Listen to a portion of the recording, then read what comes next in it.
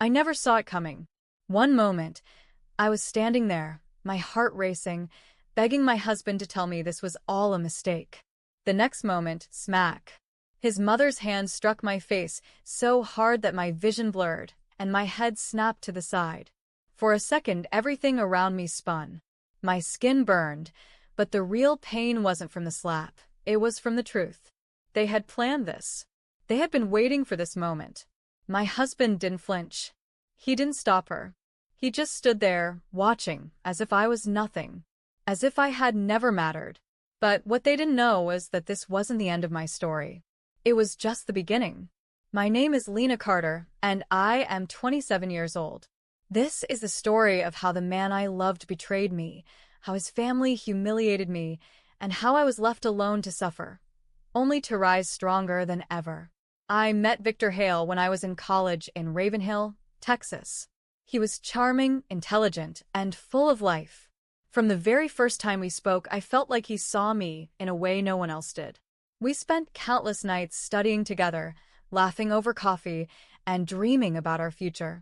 Victor wasn't just my boyfriend. He was my best friend, my safe place, my everything. When he proposed after 5 years of being together, I didn't hesitate. I said yes, without a second thought. I believed in our love. I believed in him. But there was one problem. His mother, Eleanor Hale. Eleanor never approved of me. She made it clear from the start that she thought I wasn't good enough for Victor. "A girl like you has nothing to offer my son," she had once told me with a cold stare when we first met. It didn't matter that I had worked hard to build a stable career as a graphic designer, or that I truly loved her son. To Eleanor, I was a nobody. But Victor always reassured me. "Don't worry about her," he would say, holding my hand. "She'll come around eventually. I love you, and that's all that matters." I believed him. I trusted him. Despite Eleanor's disapproval, Victor and I got married. At first, it felt like a dream. We moved into a beautiful apartment, and life seemed perfect. But the illusion didn't last long. Eleanor visited constantly, uninvited. Every time she came over, she had something critical to say. "You don't even know how to keep a house properly," she would remark while inspecting my kitchen. Or worse, she would scoff and say things like, "A woman's real value is measured by her wealth. Love doesn't pay the bills." I knew she didn't like me, but I never expected what she had planned next. 1 month after our wedding, Victor and I planned our honeymoon. It was supposed to be our first real escape, just the two of us, away from everything. I was beyond excited. For once, it would be just Victor and me. No interference. No tension. But the night before we were set to leave, Eleanor made an unbelievable announcement. "I'm coming with you," she said casually over dinner, sipping her wine as if it was the most natural thing in the world. I nearly choked on my food. "What?" Victor didn't even look at me. He just sighed and said, "Mom, are you sure? I mean, this is our honeymoon." "Of course, I'm sure," Eleanor replied, setting down her glass. "It's been so long since I've traveled, and I think we'll have much more fun together as a family." A part of me expected Victor to say no, to stand up for me. But he didn't. He just nodded and said, "I guess it'll be fine, Lena. Let's not make a big deal out of it." Not make a big deal out of it? I felt like someone had punched me in the chest. This was supposed to be about us, not Eleanor. Why was she always in our marriage? But I stayed quiet. I had spent so long trying to keep the peace that I swallowed my anger and convinced myself that maybe, just maybe, it wouldn't be that bad. I was so wrong.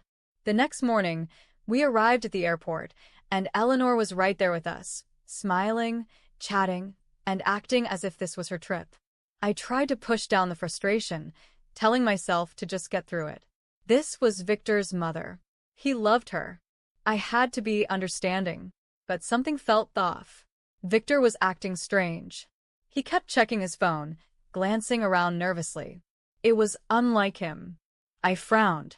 "Victor, is everything okay?" He forced a smile. Yeah. Just work stuff." I didn't believe him.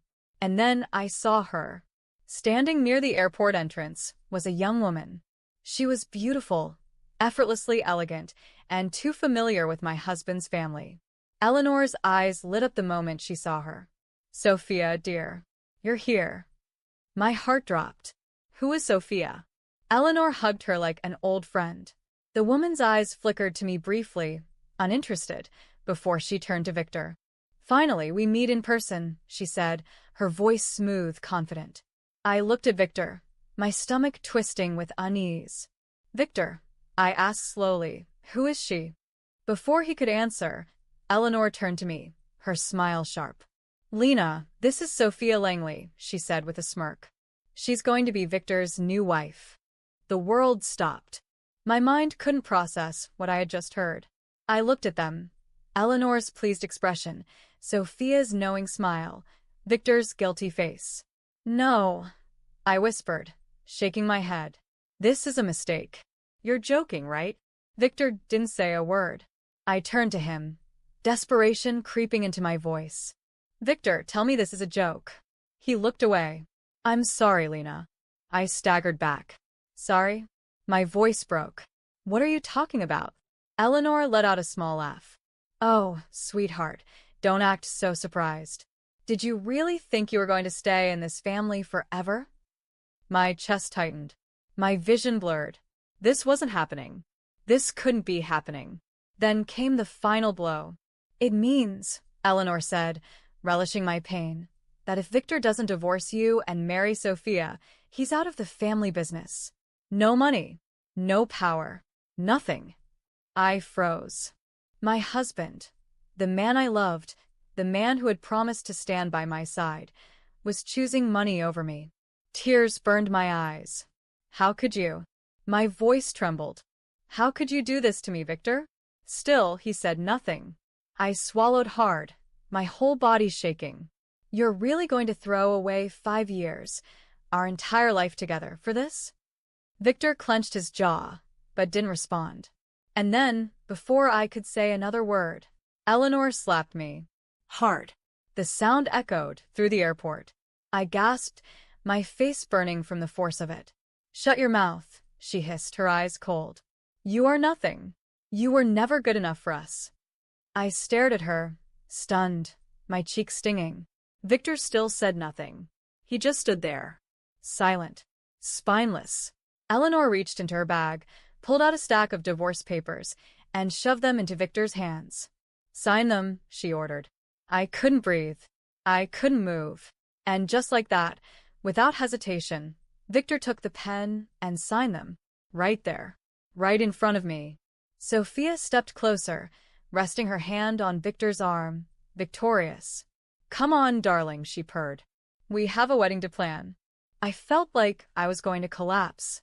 Victor, my husband, left with her. Eleanor followed, pausing only to roll down the car window and sneer at me one last time. There's no place for cheap girls like you in our family. Then they drove away, leaving me alone, abandoned, destroyed. I stood frozen in place, my heart ripped apart, my world shattered. Tears ran down my face as I struggled to breathe. But as the pain consumed me, something inside me changed. They thought they could break me. They thought they could walk away, without consequences. They had no idea who they were messing with. I don't know how long I stood there. Minutes? Hours? It didn't matter. People passed by, some throwing me curious glances, but I didn't care. I felt numb. Victor was gone. My marriage was over. And worst of all, I had been discarded like trash in the most humiliating way possible. The slap still burned on my cheek, but it was nothing compared to the pain in my chest.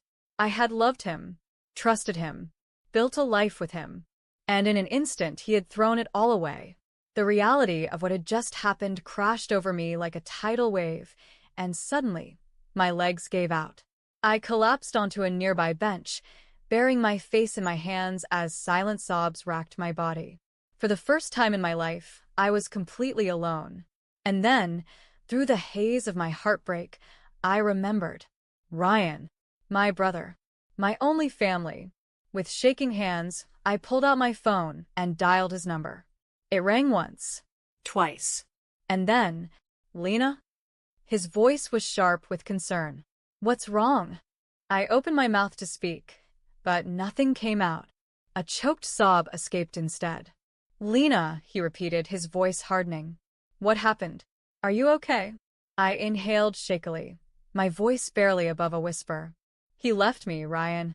Victor left me for someone else. Silence. Then, in a low, controlled voice, Ryan asked, Where are you? I gave him the airport address, my fingers trembling. Before I could even say anything else, he cut in, Stay right there. I'm coming. Then the line went dead. I sat there, staring blankly ahead, my body still in shock.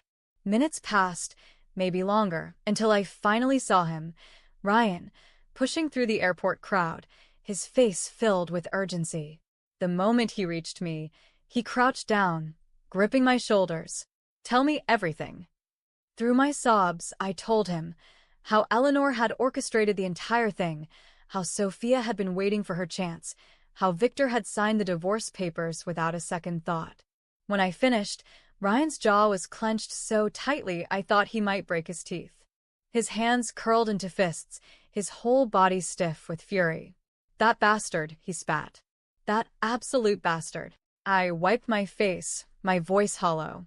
What am I supposed to do now, Ryan? He destroyed me. He took everything from me and walked away like I was nothing. Ryan took a deep breath, his expression turning dangerously calm. You're not going to sit here and cry. That's for damn sure. You're going to fight back. I frowned. Fight back? How? His eyes burned with determination. We're going to find out everything about Eleanor, Sophia, and Victor. There's no way they're as perfect as they pretend to be. You think a woman like Sophia just magically appears, and Eleanor suddenly decides she's the perfect daughter-in-law? No. Something doesn't add up.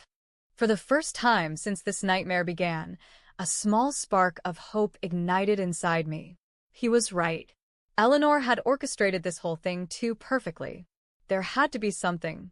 Some weakness. Some secret that could bring them down. Ryan pulled out his phone and dialed a number. I blinked. Who are you calling? He gave me a sharp look. A private investigator. Someone I've worked with before. I stared at him. You've worked with a private investigator before? Ryan shrugged. I have my reasons. I didn't ask. I didn't care. All I knew was that I was done being the victim. Within an hour, Ryan's contact had agreed to take the case. We gave him every detail we had: Victor, Eleanor, Sophia, their business, their connections. And now all we had to do was wait. Ryan took me back to his apartment. I sat in his living room, numb but determined. After a long silence, he asked, Do you still love him? The question caught me off guard. Did I? The man I had loved wasn't real. The moment I saw who he truly was, my love for him had vanished. I shook my head. I loved the person I thought he was, but that man doesn't exist anymore. Ryan nodded approvingly. Good, he said, because when we take them down, I don't want you hesitating. They wouldn't hesitate to destroy you. I looked at him, my hands curling into fists. I won't. A week passed. Every single day, I replayed the betrayal in my mind, the way Victor had stood there silently, letting his mother slap me, how he had signed those papers without hesitation, how Sophia had smiled like she had won. But I wasn't broken anymore. I was waiting. And then, one evening, Ryan's phone rang. He put the call on speaker.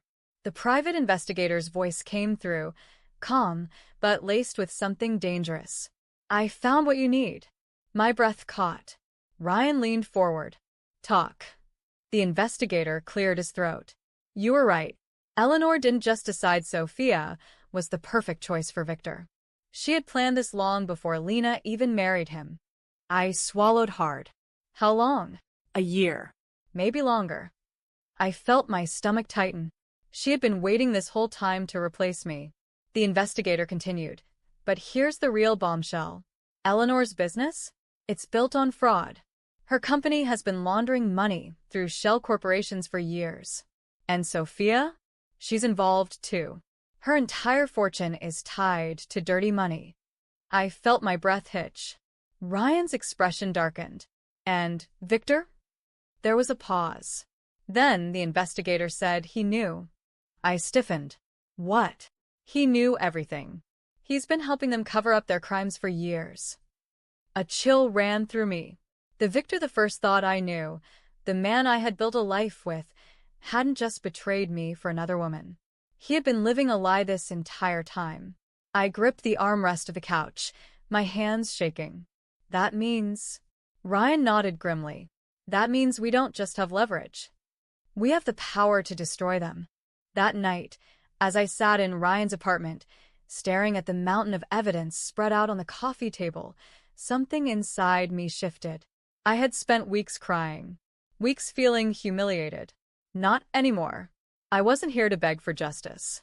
I was here to take it. Ryan met my gaze. We take this to the authorities. We bring them down. I exhaled slowly, then nodded. Let's do it.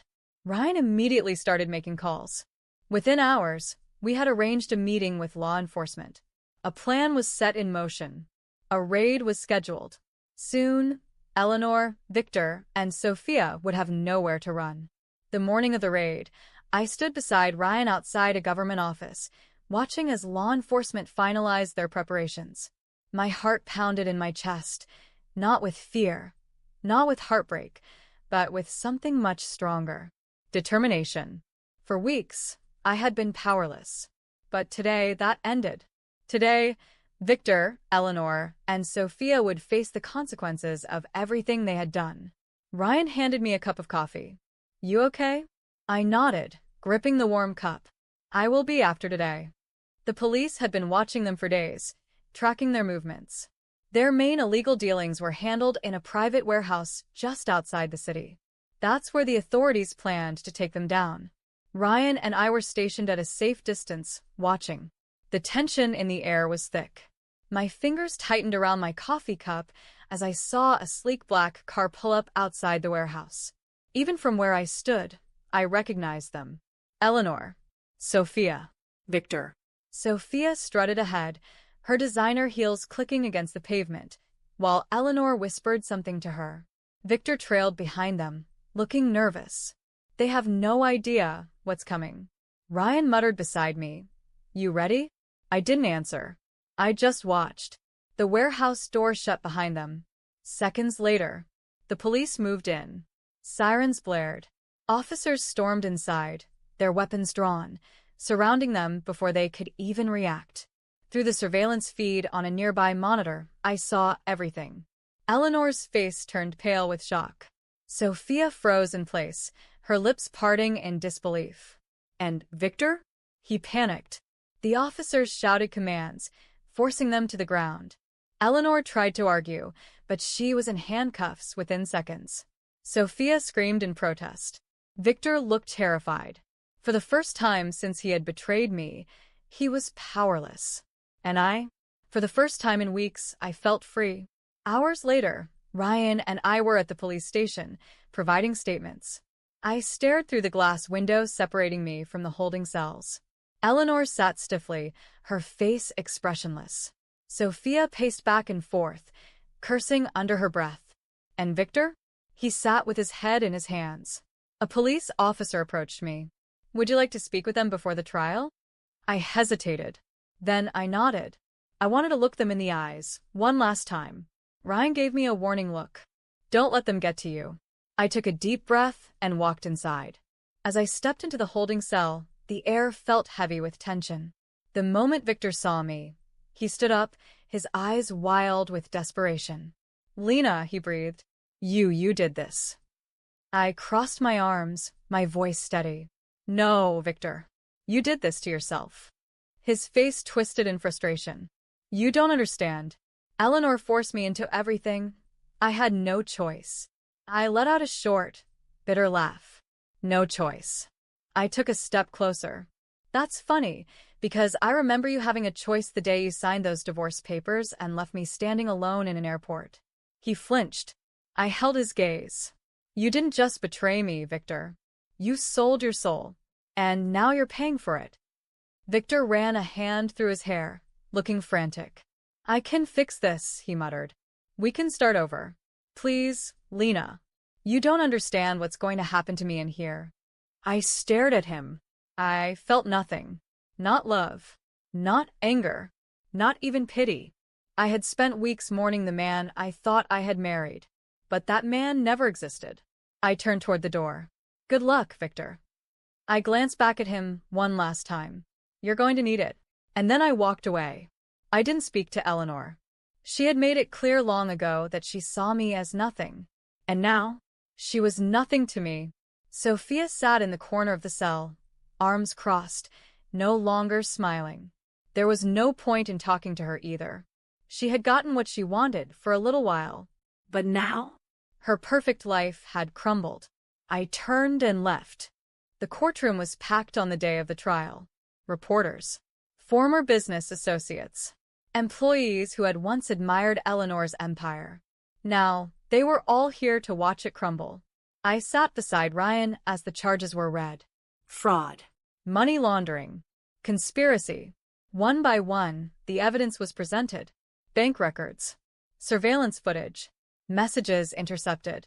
They had no way out. The judge's voice rang through the silent room. The defendants are found guilty on all charges. A murmur spread through the courtroom. Victor turned in his seat, looking at me, his eyes filled with desperation. Lena, he whispered. I simply smiled. Tit for tat, Victor. Eleanor's face was red with fury. Sophia's arrogant expression had completely disappeared. Then came the final sentences. Years in prison. No money. No power. No way out. As I stepped out of the courthouse, a wave of relief washed over me. It was over. The people who had betrayed me, humiliated me, and left me broken were finally facing the consequences of their greed. Ryan walked beside me, watching my face carefully. How do you feel? He asked. I took a deep breath. Free. For the first time in a long time, I felt light. No more heartbreak. No more looking over my shoulder. No more feeling like I wasn't enough. I had spent so much time wondering if I had made a mistake by marrying Victor, if there was something I could have done differently. But now, standing here, watching him be taken away in handcuffs, I realized something important. I was never the problem. Eleanor had always hated me. Victor had always been weak. Sophia had been waiting for her opportunity. They destroyed themselves. I just made sure they didn't get away with it.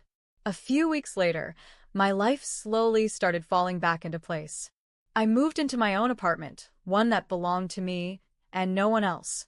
I started focusing on my career again, rebuilding the dreams that had been put on hold because of my marriage. Victor had once told me that I was nothing without him. But the truth was, I was better without him. Eleanor and Sophia had thought they could destroy me. Instead, I had watched them destroy themselves. Every now and then, I would hear updates about Victor. He was struggling in prison, cut off from the luxury he had once enjoyed. His old business partners had turned against him, and with Eleanor and Sophia locked up, he had no one left to protect him. Ryan and I would hear rumors, how he begged former friends for help, how he regretted everything, how he wished he had never left me. But I didn't care. I had wasted enough time caring about Victor. One evening, as I was leaving work, my phone rang. An unknown number. I hesitated before answering. Hello. There was silence. Then, a voice I hadn't heard in a long time. Lena, it's me. I stopped walking. The voice was hoarse, weaker than I remembered. But I knew exactly who it was. Victor. I clenched my jaw. What do you want? There was a long pause. I just wanted to hear your voice, he admitted. I wanted to say I'm sorry. A strange mix of emotions ran through me. Anger, pity, disbelief. He sounded broken, desperate. But I wasn't the same woman he had abandoned. I wasn't the woman who had begged him not to leave. I had no more tears for him. I exhaled, my grip tightening on the phone. It's too late for that, Victor. He sighed. I could hear it. Regret. Real regret. I lost everything, Lena. I closed my eyes, shaking my head. No, Victor, I said quietly. You lost me, and that should have been enough to stop you from making the choices you did. He didn't respond. He knew it was true. After a long silence, he finally whispered, Do you think we could ever fix this? I almost laughed. Fix this? After everything? I shook my head. No, Victor. We're beyond fixing. Before he could say another word, I hung up, and just like that, I closed the last door to my past. From that day forward, I never looked back. I had survived. I had won. And now, I was finally free. Thank you for watching. If you enjoyed this story and want to see more, make sure to like, comment, and subscribe to the channel. Your support helps us bring more powerful and engaging stories to life. Let us know your thoughts in the comments below, and don't forget to turn on notifications so you never miss an update. Stay tuned for more.